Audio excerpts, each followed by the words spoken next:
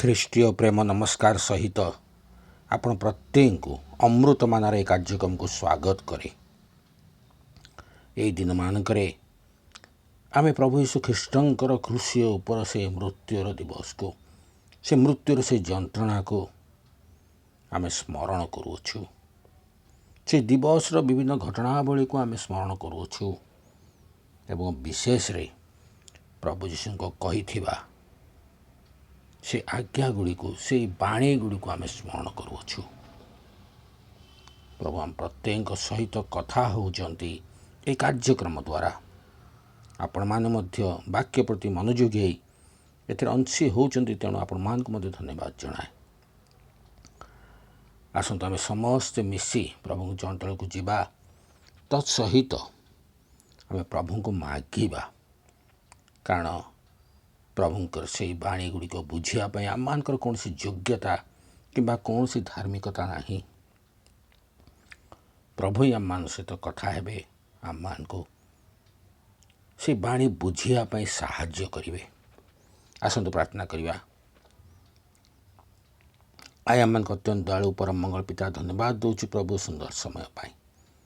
ପ୍ରଭୁ ଏହି ଦିନମାନଙ୍କରେ ଆମମାନେ ତୁମର ସେହି କ୍ରୁଶ ଯନ୍ତ୍ରଣାକୁ, ତୃତୀୟ ଦିବସକୁ, ସେହି ବାଣୀ ଗୁଡ଼ିକୁ ସ୍ମରଣ କରୁଅଛୁ। ଦୟାକର ପ୍ରଭୁ, ବୁଝିବା ପାଇଁ ସାହାଯ୍ୟ କର, ଉର୍ଦ୍ଧ୍ୱରୁ ଆଶୀର୍ବାଦ ପ୍ରଦାନ କର, ପବିତ୍ର ଆତ୍ମାକୁ ଶକ୍ତି ଯୋଗାଅ, ଯାହାଦ୍ୱାରା ଆମେ ସେ ବାକ୍ୟକୁ ବୁଝିପାରିବୁ। ତମେ ଆରମ୍ଭରୁ ଶେଷ ପର୍ଯ୍ୟନ୍ତ କଥା ହୁଅ। ପ୍ରାର୍ଥନା ଯୀଶୁଙ୍କ ନାମରେ ମାଗୁଅଛୁ, ଆମେନ୍। ଆପଣ ପ୍ରତ୍ୟେକ ଅଂଶୀ ହେଉଛନ୍ତି, ଅନୁରୋଧ କରେ ଚ୍ୟାନେଲଟିକୁ ସବସ୍କ୍ରାଇବ୍ କରିକି ଅଂଶୀ ହୁଅନ୍ତୁ, କାରଣ ପରବର୍ତ୍ତୀ ସମୟରେ ସହଜରେ ଆପଣମାନେ ଏହି ବାକ୍ୟ ଗୁଡ଼ିକୁ ପାଇପାରିବେ। ତ ସହିତ ଅନ୍ୟମାନଙ୍କୁ ସେୟାର ମଧ୍ୟ କରନ୍ତୁ। ବାକ୍ୟ ଭଲ ଲାଗିଲେ ଆମମାନଙ୍କୁ ଏକ ଲାଇକ୍ ଦେଇ ଉତ୍ସାହିତ କରନ୍ତୁ। ଆସନ୍ତୁ ବାକ୍ୟ ମଧ୍ୟକୁ ଯିବା। ଗତ 6ଟି ଅଧ୍ୟାୟରେ ଆମମାନେ ପ୍ରଭୁ ଯୀଶୁ ଖ୍ରୀଷ୍ଟ କ୍ରୁଶ ଉପରେ ଥାଇ କହିଥିବା ସପ୍ତ ବାଣୀରୁ 6ଟି ବାଣୀ ବିଷୟରେ ଧ୍ୟାନ କରିଅଛୁ। ଆଜି ଆମମାନେ ଧ୍ୟାନ କରିବା ସପ୍ତମ ବାଣୀ ବିଷୟରେ, ଯାହା ପ୍ରଭୁ ଯୀଶୁ କ୍ରୁଶ ଉପରୁ କହିଥିଲେ।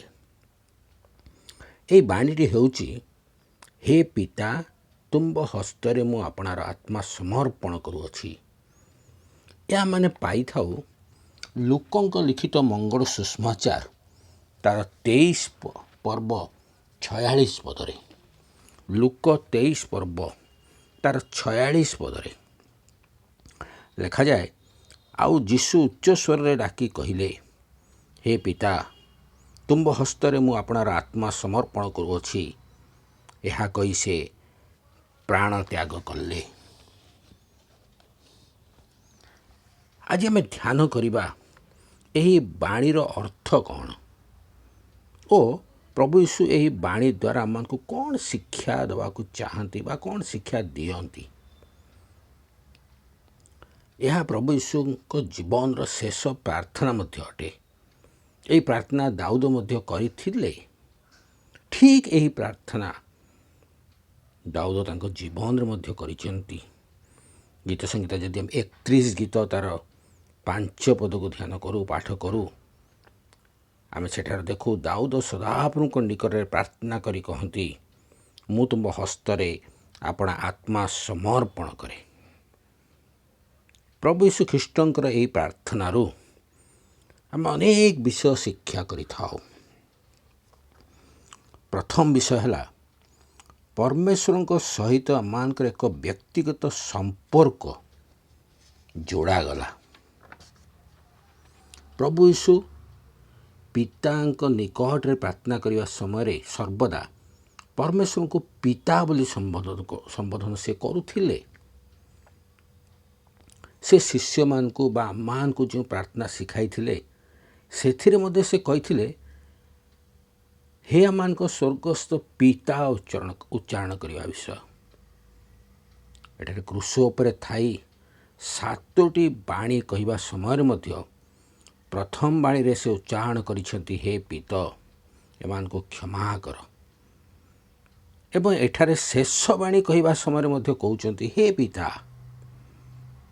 ଏହି ବାଣୀ କହିବା ପୂର୍ବରୁ ମନ୍ଦିରର ବିଚ୍ଛେଦ ବସ୍ତ୍ର ଚିରିଗଲା। ଏହା ଆମକୁ ଦର୍ଶାଏ परमेश्वर ଓ ଆମମାନଙ୍କ ମଧ୍ୟରେ ଯେଉଁ ଏକ ଦୂରତା ଥିଲା ବା ଏକ ପ୍ରକାରର ପ୍ରତିବନ୍ଧକ ଥିଲା ତାହା ସମାପ୍ତ ହୋଇଗଲା। परमेश्वरଙ୍କ ସହିତ ଆମମାନଙ୍କର ଏକ ଘନିଷ୍ଠ ସମ୍ପର୍କ ଏଠାରେ ସ୍ଥାପନା ସେ କରିଥିଲେ। परमेश्वरଙ୍କ ସହିତ ଆମମାନଙ୍କର ପିତା ଓ ପୁତ୍ର କନ୍ୟାର ସମ୍ପର୍କ ସେ ସ୍ଥାପନ କଲେ। प्रभु यीशु निजे କରିଥିଲେ ଓ ଆମକୁ ମଧ୍ୟ ଶିକ୍ଷା ଦେଲେ ଯେ परमेश्वरଙ୍କ ସହିତ ଆମକୁ ଏକ ବ୍ୟକ୍ତିଗତ ସମ୍ପର୍କ ରଖିବାକୁ ହେବ। ସେହି परमेश्वरଙ୍କ ସହିତ ଯିଏ ହେଉଛନ୍ତି ଆଦି ଓ ଅନ୍ତ, ଆଲଫା ଓମେଗା, ଯିଏ ହେଉଛନ୍ତି ସୃଷ୍ଟିକର୍ତ୍ତା, ସ୍ୱର୍ଗ ଯାହାର ସିଂହାସନ ଓ ପୃଥିବୀ ଯାହାର ପାଦପୀଠ, ଯାହାର ମୁଖର ବାକ୍ୟ ଦ୍ୱାରା ସମଗ୍ର ସୃଷ୍ଟି ନିର୍ମିତ ହୋଇଥିଲା, ସେହି ସୃଷ୍ଟିକର୍ତ୍ତାଙ୍କ ସହିତ ଆମମାନଙ୍କର ଏକ ଅତି ଘନିଷ୍ଠ ସମ୍ପର୍କ ସେ ଯୋଡ଼ି ଦେଉଛନ୍ତି। ସର୍ବଶକ୍ତିମାନ परमेश्वरଙ୍କ ସହିତ କଥାବାର୍ତ୍ତା ହେବା ନିମନ୍ତେ ସେ ଏକ ସହଜ ପଥ ସୃଷ୍ଟି କରିଦେଲେ। ଯେପରି କୌଣସି ପିତାଙ୍କ ସହିତ ତାଙ୍କର ସନ୍ତାନମାନେ କଥାବାର୍ତ୍ତା କରନ୍ତି, ସେହି परमेश्वरଙ୍କ ସହିତ କଥା ହେବା ନିମନ୍ତେ ଆମକୁ ଆଜି କୌଣସି ମଧ୍ୟସ୍ଥି ଦରକାର ନାହିଁ, କୌଣସି ଭେଟି ଦରକାର ନାହିଁ, କୌଣସି ତୀର୍ଥ କରିବା ଦରକାର ନାହିଁ।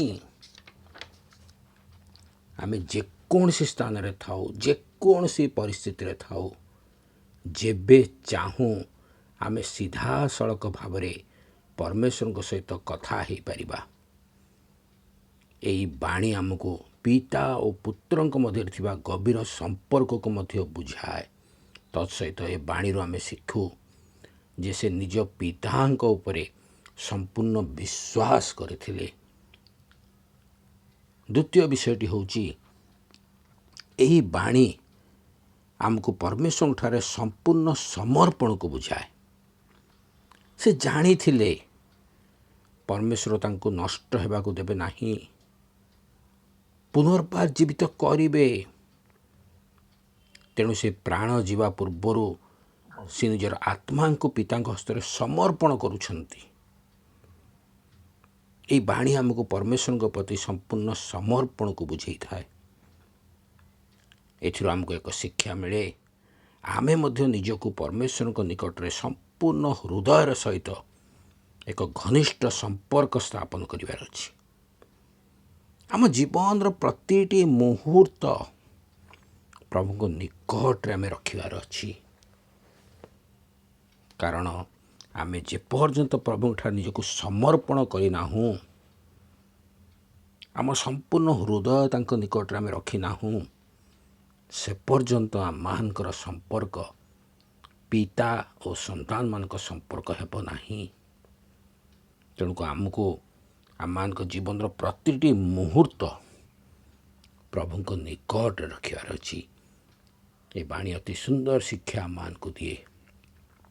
ତୃତୀୟ ବିଷୟଟି ହେଉଛି ଏହି ବାଣୀ ଆମକୁ ଯୀଶୁଙ୍କର ଶକ୍ତି ଓ ସାମର୍ଥ୍ୟ ବିଷୟକୁ ଜଣାଏ। ପ୍ରଭୁ ଯୀଶୁ ଖ୍ରୀଷ୍ଟ କ୍ରୁଶ ଉପରେ ଥିବା ସମୟରେ ସେଠାରେ ଉପସ୍ଥିତ ଲୋକମାନେ ଭାବୁଥିବେ ଯୀଶୁଙ୍କଠାରେ କୌଣସି ଶକ୍ତି ନାହିଁ। ସେ ନିଜକୁ ଈଶ୍ୱରଙ୍କର ପୁତ୍ର କହୁଛି ସିନା, ତା ପାଖରେ କୌଣସି ସାମର୍ଥ୍ୟ ନାହିଁ, ସେ ସମ୍ପୂର୍ଣ୍ଣ ଭାବରେ ଦୁର୍ବଳ, ଶକ୍ତିହୀନ। ଲୋକମାନେ ଥଟ୍ଟା ପରିହାସ କରୁଥିଲେ।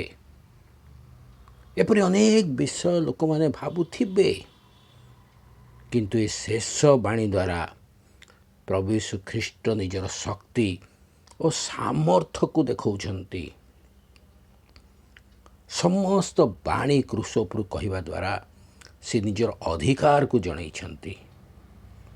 ସେ ଜଣାଇଛନ୍ତି ଯେ ସ୍ୱର୍ଗ ଉପରେ ତାଙ୍କର ଅଧିକାର ଅଛି, ମୃତ୍ୟୁ ଉପରେ ତାଙ୍କର ଅଧିକାର ଅଛି।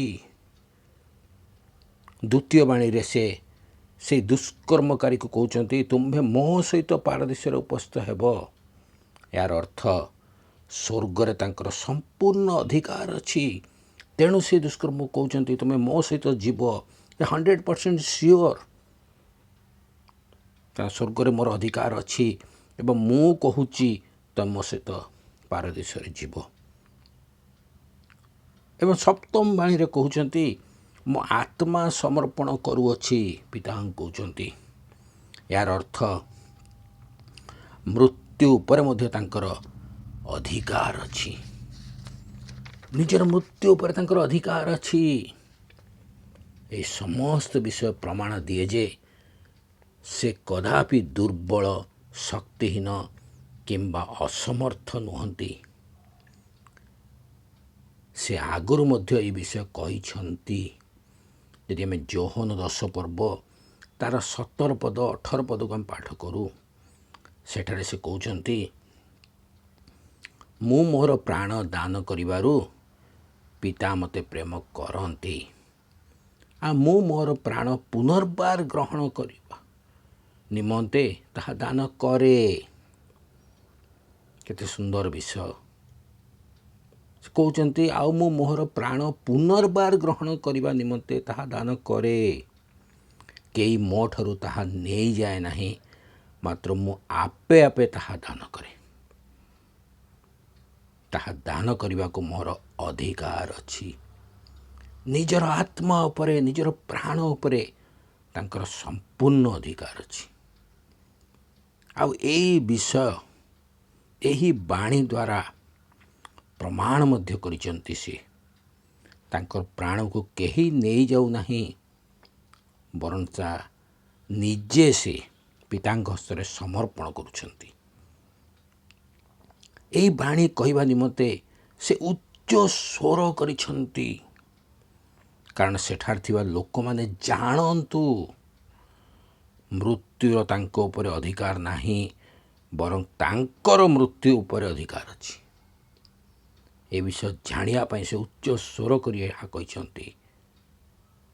ତେଣୁ ମହାନଙ୍କ ପ୍ରଭୁ ଯୀଶୁ ଖ୍ରୀଷ୍ଟଙ୍କର ନିଜର ମୃତ୍ୟୁ ଉପରେ ମଧ୍ୟ ତାଙ୍କର ଅଧିକାର ଥିଲା। ଚତୁର୍ଥ ବିଷୟଟି ହେଉଛି ଏହି ବାଣୀ ଦ୍ୱାରା ସେ ଶୈତାନ ଉପରେ ମଧ୍ୟ ନିଜର ସାମର୍ଥ୍ୟକୁ ଦେଖାଇଛନ୍ତି। ଶୈତାନ ଉପରେ ନିଜର ବିଜୟକୁ ଦେଖାଇଛନ୍ତି। ପ୍ରଭୁ ଯୀଶୁ ଶତ୍ରୁ ହସ୍ତରେ ଯେତେ ସମର୍ପଣ ହେବା ଠାରୁ ତାଙ୍କର ଶୈତାନ ସହିତ ଏକ ପ୍ରକାର ଯୁଦ୍ଧ ଚାଲିଥିଲା। ସେହି ଯୁଦ୍ଧ ସମାପ୍ତ ହୋଇଥିଲା ଏହି ବାଣୀରେ। କାରଣ କଲସିୟ 2 ପର୍ବ ତାର 14 ପଦ 15 ପଦକୁ ଯଦି ଆମେ ପାଠ କରୁ, ସେଠାରେ ଆମେ ଦେଖିଥାଉ, ଲେଖାଯାଏ ପୁଣି ବିଧି ବିଧାନରେ ଆମମାନଙ୍କ ବିରୁଦ୍ଧରେ ଯେଉଁ ଅଭିଯୋଗ ପତ୍ର ଥିଲା, ତାହା ସେ ଲୋପ କରି କ୍ରୁଶରେ ଟଙ୍ଗାଇ ଦେଇ ଆମମାନଙ୍କ ପଥରୁ ଦୂର କରିଦେଇଅଛନ୍ତି। ସମସ୍ତ ଅଧିପତ୍ୟ ଓ କର୍ତ୍ତାପଣର ଅସ୍ତ୍ରଶସ୍ତ୍ର ଛଡ଼ାଇ ପ୍ରକାଶରେ ସେମାନଙ୍କ ପ୍ରଦର୍ଶନ ପୂର୍ବକ କ୍ରୁଶରେ ବିଜୟ ଯାତ୍ରା କରିଅଛନ୍ତି।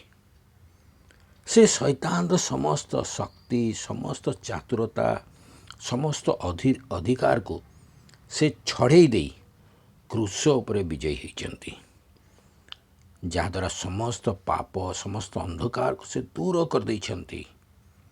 ଏହି ବାଣୀରୁ ଆମେ ମୁଖ୍ୟ ବିଷୟ ଶିଖୁ, ଆମେ ଆମର ଆତ୍ମାକୁ ପ୍ରଭୁଙ୍କ ନିମନ୍ତେ ପ୍ରସ୍ତୁତ କରି ରଖିବା, ଯେପରି ଆମ ମୃତ୍ୟୁ ପରେ ଆମର ଆତ୍ମା ମଧ୍ୟ ପରମେଶ୍ୱରଙ୍କ ଦ୍ୱାରା ଗ୍ରହଣୀୟ ହେବ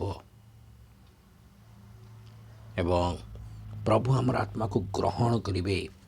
ଆଜି ଆମର ଆତ୍ମାକୁ ଆମେ ସଚେତନ ହେବା ଆମମାନଙ୍କ ଆତ୍ମା ପ୍ରତି। ପ୍ରଭୁ ଆମମାନଙ୍କୁ ଯେଉଁ ଆତ୍ମା ଦେଇଅଛନ୍ତି ତାହା ବିନଷ୍ଟ ନ ହେଉ ପ୍ରଭୁ ଚାହାନ୍ତି। ତେଣୁ ଆତ୍ମିକ ଭାବରେ ଆମେ ଏତେ ବଳିଷ୍ଠ ହେବା ଯେ ଯେତେବେଳେ ଆମର ଆତ୍ମା ଆମ ଶରୀରଠାରୁ ବାହାରିବ, ତା ସିଧାସଳଖ ପ୍ରଭୁଙ୍କଠାରେ ଗ୍ରହଣୀୟ ହେବ। ଆମର ଆତ୍ମା ଉପରେ ଶୈତାନର କୌଣସି ଅଧିକାର ରହିବ ନାହିଁ। ଆମେ ଶୈତାନ ଉପରେ ମଧ୍ୟ ବିଜୟ ପାଇପାରିବା।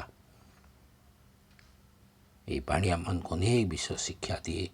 ପ୍ରଭୁ ଏହା ବୁଝିବା ପାଇଁ ଆମମାନଙ୍କୁ ସାହାଯ୍ୟ କରନ୍ତୁ, ଆଶୀର୍ବାଦ କରନ୍ତୁ। ଆସନ୍ତୁ ପ୍ରାର୍ଥନା କରିବା। ମଙ୍ଗଳମୟ ପିତା, ଧନ୍ୟବାଦ ଦେଉଛୁ ପ୍ରଭୁ, ଗତ 7 ଦିନରୁ ଆମମାନେ ତୁମର ସେଇ କୃଷ ଉପରେ କହିଥିବା 7ଟି ବାଣୀକୁ ଧ୍ୟାନ କରୁଅଛୁ। ପ୍ରତ୍ୟେକ ପ୍ରାଣୀରୁ ଆମକୁ ଅନେକ ଶିକ୍ଷା ମିଳିଅଛି। ପ୍ରଭୁ, ଧନ୍ୟବାଦ ଦେଉଛୁ ତୁମରି ଅନୁଗ୍ରହ, ତୁମର ଆଶୀର୍ବାଦ ପାଇଁ। କେବଳ ପ୍ରଭୁ ଆମେ ଶ୍ରୋତା ମାତ୍ର ହେବୁ ତାହା ନୁହେଁ, ଯେପରି ଆମେ ଏହି ବାଣୀକୁ ଶୁଣି କର୍ମକାରୀ ହୋଇପାରିବୁ, ସେହିପରି ଅନୁଗ୍ରହ ଆଶୀର୍ବାଦ ପ୍ରଦାନ କର। ଆଗାମୀ ଦିନମାନଙ୍କର ମଧ୍ୟ ଯେଉଁ ବିଶେଷ ବାକ୍ୟ ଗୁଡ଼ିକ ରହିଅଛି, ବିଶେଷ ଦିନ ଗୁଡ଼ିକ ରହିଅଛି, ପ୍ରଭୁ ତୁମେ ଆମମାନଙ୍କ ସହିତ ରୁହ, ତୁମେ ଆମମାନଙ୍କ ସହିତ କଥା କୁହ। ଉପସ୍ଥିତ ପ୍ରତ୍ୟେକଙ୍କୁ, ତାଙ୍କ ପରିବାର ବର୍ଗକୁ ବାହୁଲ୍ୟ ଭାବରେ ଆଶୀର୍ବାଦ କର। ପ୍ରାର୍ଥନା ଯୀଶୁଙ୍କ ନାମରେ ମାଗୁଅଛୁ, ଆମେନ୍।